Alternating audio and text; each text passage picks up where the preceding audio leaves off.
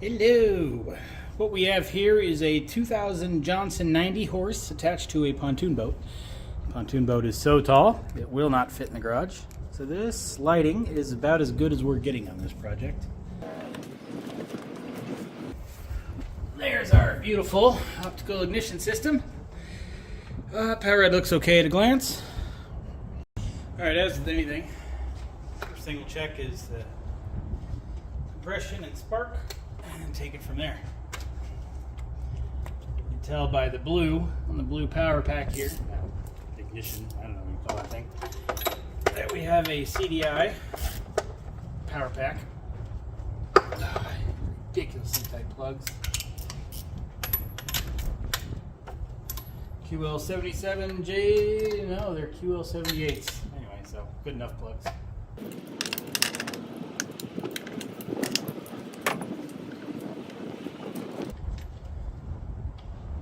Nice, clean, normal looking plugs, nothing weird. And both tops are okay too.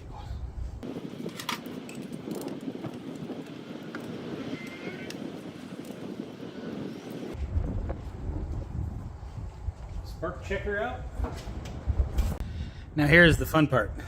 Well, okay, so I should use a spark gap checker here, but if it sparks a little, usually with the CDI power packs, in this case OIS, it's gonna work. So I just used a little neon light here.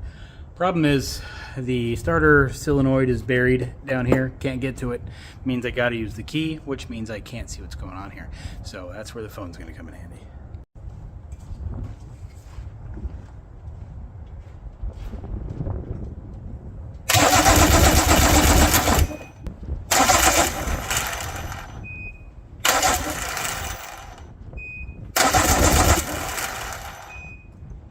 All right, no spark. Well, we got spark kind of out of the top cylinder, which is fine, but notice that starter kind of glitching on us. Let's see, bottom cylinder has 150 PSI, the top has 130.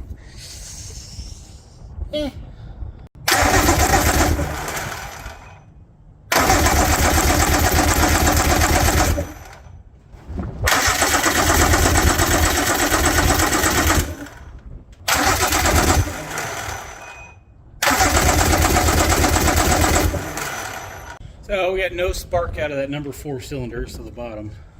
150 on the bottom cylinder, 150 on the top. So we only got one kind of low cylinder. Went and got myself a new Borescope. This is from DXTOZ. Yeah. Anyway, I think it's going to be better than my current one I'm using. Just because this one can angle and look around and stuff, and hopefully it's got a better screen. Fancy case so far anyway. Fancy screen. Not too ridiculously long of a scope. Let's get it charged up, see what it does. Okay, let's get this thing turned on. Probably angle the camera down so you guys can see it. Hold on. Hatching, but we also got scoring. This is kind of a neat Borescope because you can really see what's going on. So this thing's pretty handy.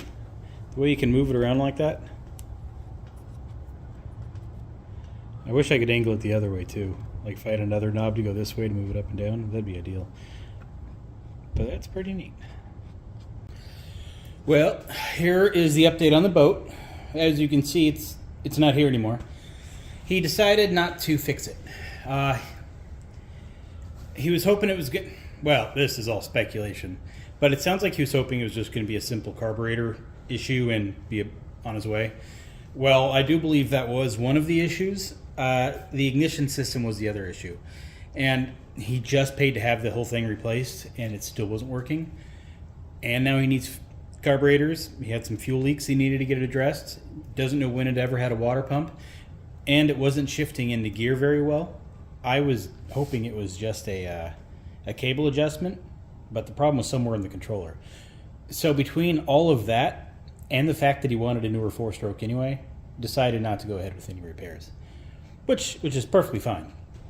He just not, I don't know, I guess he's going to go shop around for different boat dealers in the area that sell outboards and take it from there. Either way, he came and picked the boat up with no repairs done to it, which is fine. It'll give me time to concentrate on fixing my little oil pump jack thing here. But what I did like was being able to play with the new Borescope. Because previously I was using my Viver one, which it's fine, it works. You know, it seems just as good as every other Borescope I've seen. Until you see you can't tell. It's all blurry and just not good. The new one, nice little case, nice little protective flap. When I pull it out in front of a customer, they won't think it's amateur hour. More importantly, has a clear image, and I was surprised with how handy this little turny adjusty knob thing is. I was using this to run some phone line into a pipe that comes up through my foundation should I ever want to install internet, because I pre-ran the cables into that box, and that box goes to a conduit that just goes outside should I ever need to run phone, Cat5, coax, any of that kind of stuff through there. Couldn't find what was sticking in the pipe or what was going on. I was like, hey, wait a minute, I got this thing. So I shoved that in there. And I was like, okay, they're using the wrong pipe. But anyway, it's pretty handy so far. So yeah, that'll help for all kinds of things. And then coming up when it gets closer to summer, I got a few new motors to work on. So that'll keep me busy all summer. That'll be handy. And then I also got this. It's one of those fabric storage buildings. So yeah, that'll be good come summertime. Keep me busy, especially since, you know, my love for boating and motors. But in the wintertime, no interest in that, so usually that's when I tinkle with these kind of things. So right now I'm working on the automation controls for my little mini pump jack. A lot of changes going on in this thing. Then I did the 4-stroke little Evinrudes, but I figured I would start diving into repairing these things more. These Fitch. May not be the best idea to make videos on these things, but you know what? I got one. It's supposed to run. It's in pretty good condition mostly, so I might make some Finch whatever videos. We'll see. We'll see where the summer takes us. I don't know, these engines, but some people still have them out there and they're still doing okay. So yeah. Look at